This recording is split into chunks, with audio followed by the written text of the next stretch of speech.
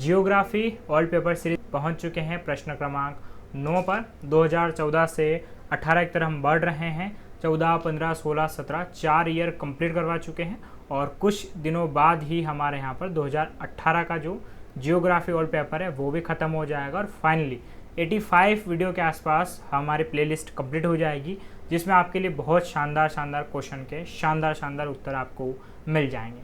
आज का हमारा प्रश्न है कि मध्य प्रदेश में सीमेंट उद्योग के स्थानीयकरण के कारणों का वर्णन कीजिए।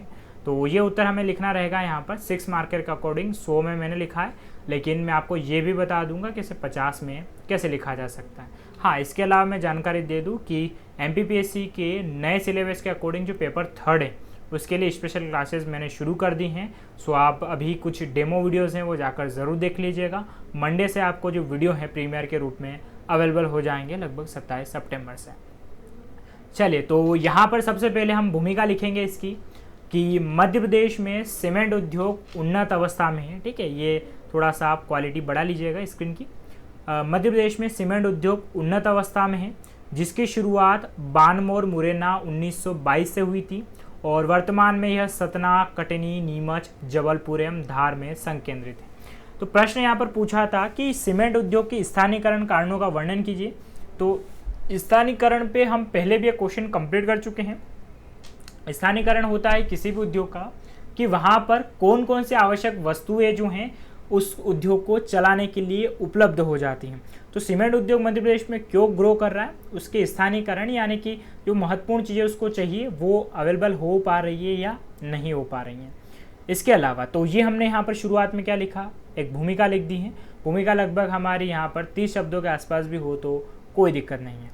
अब इसके बाद हम यहाँ पर बात करें कि किसी भी उद्योग के स्थानीयकरण में कच्चा माल, पूंजी, परिवहन, ऊर्जा, बाजार ये सभी अति महत्वपूर्ण होते हैं जो मध्य प्रदेश में सीमेंट उद्योग के लिए उपलब्ध हैं।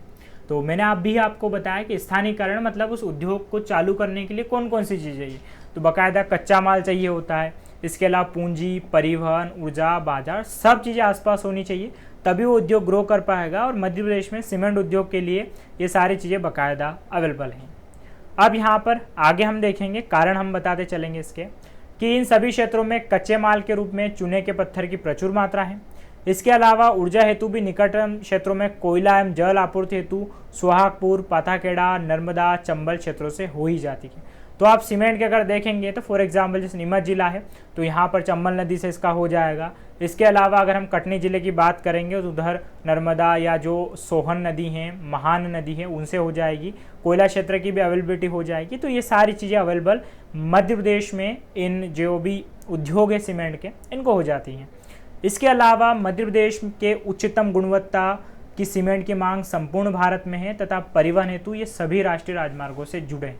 तो जैसे कि नीमच है, कटनी है, सतना है, मुरैना है, तो ये बाकायदा अच्छे रोड से भी जुड़े हुए हैं, क्योंकि सड़क सबसे महत्वपूर्ण होता है किसी भी उद्योग के लिए। अगर माल बन भी जाए लेकिन अगर अच्छा सा सड़क ना हो तो स्वाभाविक सी बात है दिक्कतें हो सकती हैं उस माल की बाजार तक सप्लाई में।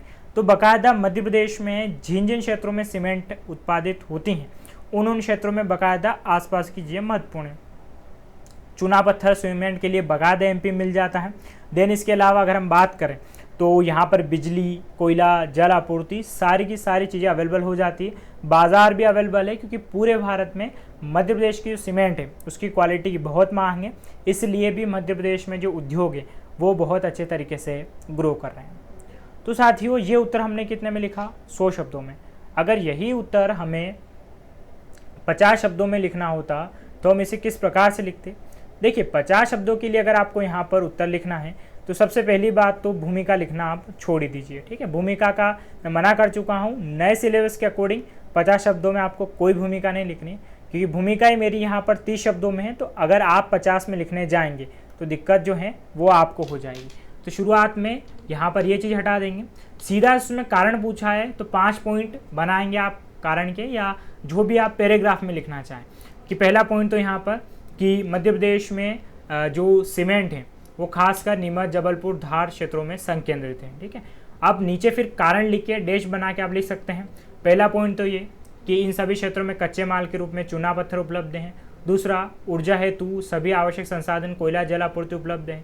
तीसरा पॉइंट यहाँ पर आप लिख सकते हैं, तो मध्य प्रदेश की सीमेंट की मांग पूरे भारत में है। और चौथा यहाँ पर कि मध्य प्रदेश का जो भी सीमेंट उद्योग है वो राष्ट्रीय राजमार्गों से जुड़ा हुआ है। 4 पॉइंट भी अगर आप लिखते हैं तो बाकायदा आपके 50 शब्द यहाँ पर शानदार तरीके से पूरे हो जाएंगे। तो साथियों, ये था हमारा आज का वीडियो जहाँ पर हमने प्रश्न क्रमांक 9 की बात करी 2018 में।